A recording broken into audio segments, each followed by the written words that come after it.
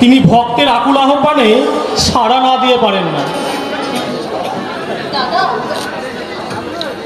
আজ তোর সঙ্গে উপোস করে থাকতে পেরে নিজেকে বড় ধন্য বলে মনে হচ্ছে রে।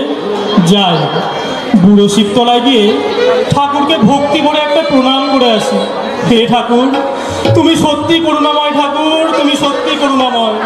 তোমার করুণার অন্ত নেই ঠাকুর, তোমার করুণার অন্ত নেই ঠাকুর, তোমার করুণার অন্ত নেই।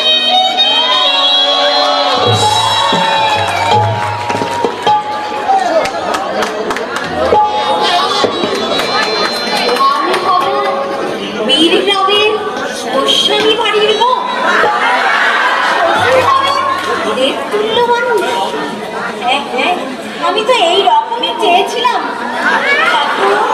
তুমি এত দয়াময়, আমার প্রতি তোমার এত করুণা ঠাকুর, এত করুণা।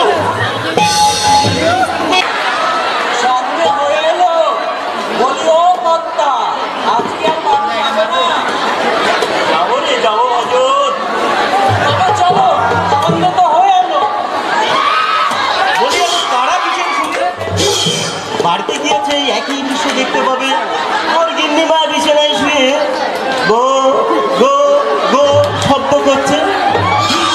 হারামজাদি মরবে না আর আমাকে রেহাইও দেবে না। একেবারে ঘাড়ের উপরে গিয়ে বসে আছে। হে মা শীতলা, আমি তোর সোনার মত গড়িয়ে দেব, আরো আরো আরো অনেক কিছু দেব। তুই শুধু আমার ঘাট থেকে এই হারামজাদিকে নামিয়ে দেবা। সে কি গো কর্তা, লোকে রোগ ভালো করার জন্য ঠাকুরকে ডাকছে, আর তুমি কিনা মেরে ফেলার জন্য ঠাকুরকে ডাকছো। আরে কেন যে করছি তুই কি আর বুঝবি বল? আমার দুঃখ শুধু আমি বুঝি। কিন্তু তোমাকে খুব ভালোবাসে কর্তা।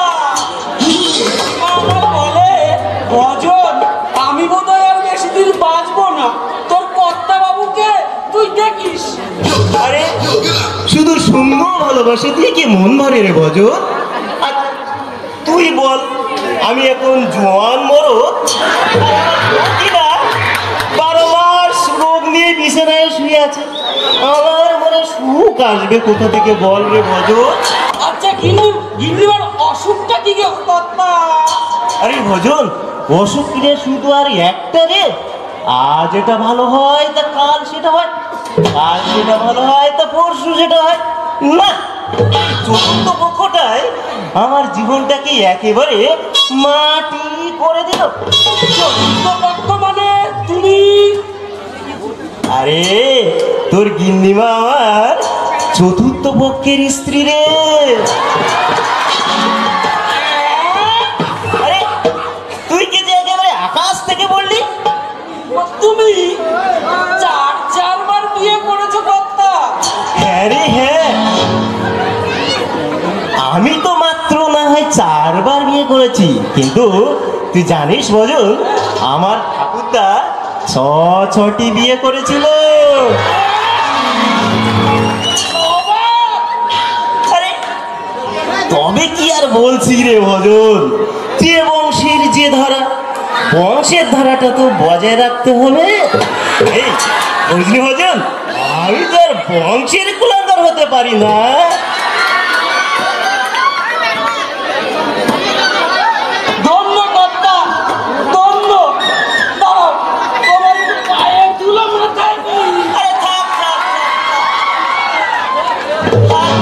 গুরুজনদের প্রতি অচলা ভক্তি চিরকাল অক্ষুণ্ণ থাকুক। তোমার আশীর্বাদটা কিন্তু মোটেই ঠিক হলো না। কেন কেন?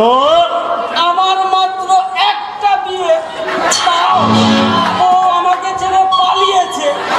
তুমি এমন আশীর্বাদ করো যাতে তোমার অর্ধেক বিয়ে হয়। হবে হবে ভজন হবে। তুই যখন আমার কাছে এসেছিস তোর কোনো ভাবনাই নেই।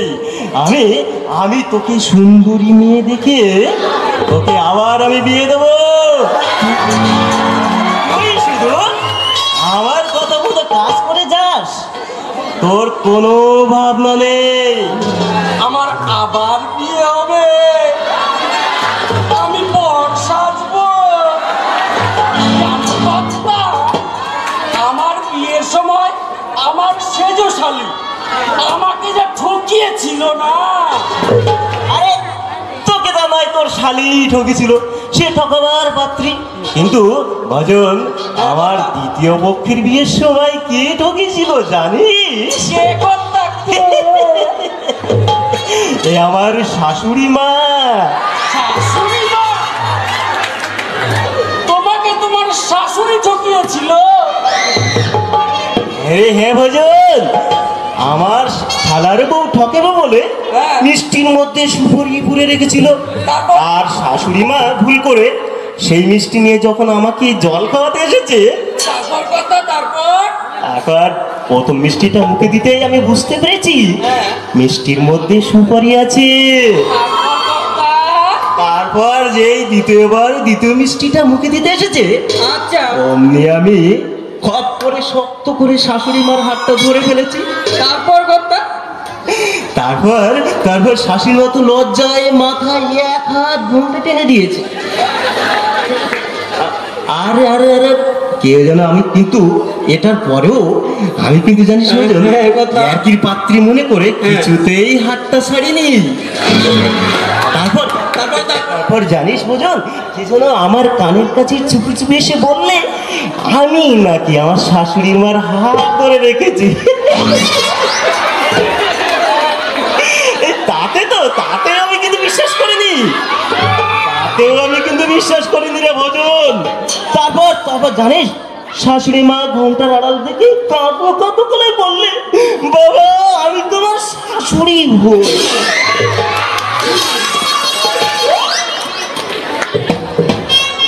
তারপরে আমি হাতটা ছাড়লাম জানিস।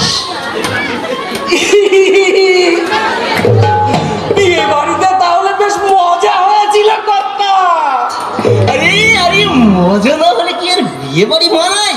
তবে জানিস ভজন, এই ঘটনার পর থেকে শাশুড়ি মা লজ্জায় কখনোই আমার সামনে মুখ দেখে।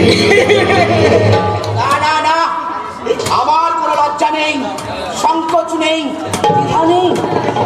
সব দ্বিধাদ্বন্দ্বের অবসান ঘটিয়ে বিবেকের ঘরে তালা বন্ধ করে আমি আরে আরে আরে আরে পবিত্র বাবা দিছে, তা আজকে তো তোমার দেখাই পাওয়া যায় না।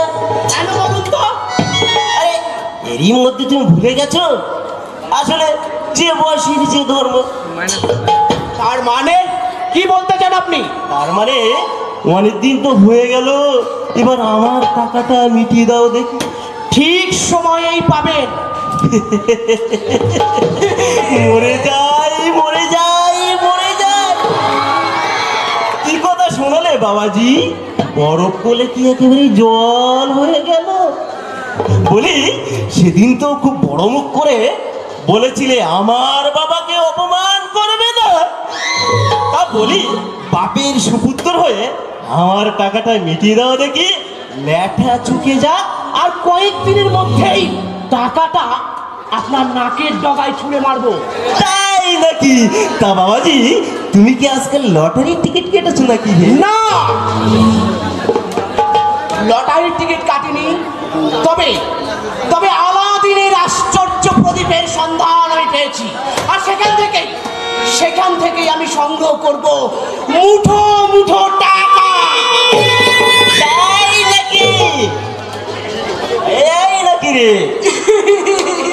হাসবেন না, হাসবেন না, আপনাদের ওই বিদ্রুপের হাসি আর আমি সহ্য করতে পারছি না। ওইটাই হবে, কর্তার টাকা তো আর খেলনা নয়। টাকা রোজগার করতে কত কষ্ট করতে হয় তুমি তার মর্ম কি বুঝবে হে ছোকরা? চুপ করুন, আপনি টাকা পাবেন ঠিকই, তার জন্য রীতিমতো সুদও নিচ্ছেন। অতএব বড় বড় কথা বলার অধিকার আপনার নেই। হ্যাঁ কি বললে? বললাম এই যে আপনি আমাদের দয়া দেখাননি। অবশ্য ওই দয়া নামক শব্দটা আপনার ডিকশনারিতে নেই। তা যদি থাকতো আপনি মানুষকে মানুষই ভাবতেন, মানুষের সঙ্গে পশুর মতো আচরণ করতেন না। কে যত বড় মুখ নয় তত বড় কথা। আমি পশু, আমার কর্তাকে যাচ্ছে তাই বলে অপমান। আমি আমি আমি তোমার নামে মানহানির মামলা করব। আমি সাক্ষী দেব। তাতে কোনো লাভ হবে না, কারণ কারণ আমার হারাবার কিছুই নেই, কিন্তু আপনার অনেক কিছু হারাবার আছে মিস্টার বেনি মাধব। তাই নাকি? মানুষের দারিদ্রতার সুযোগ নিয়ে তাদের সর্বস্ব গ্রাস না করে আপনি মোটেই শান্তি পান না। কিন্তু না না, আর নয়, ওই মরা গাঙে এবার জোয়ার এসেছে। দুকুল প্লাবিত করে আপনার সুখের ইমারত এবার ভাসিয়ে নিয়ে যাবে।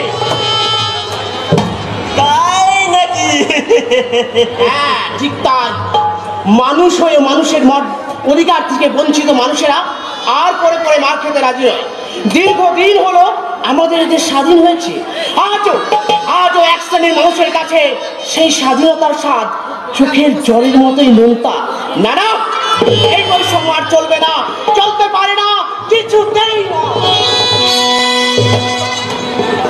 কর্তা, কথাটা কেমন যেন পাকা পাকা মনে হলো। আরে ছেড়ে দে তোর মনে হওয়া। শরতের মেঘ যতখানি বর্ষায় ততখানি বর্ষায় না। কি গো কর্তা, কি দেখছো অমন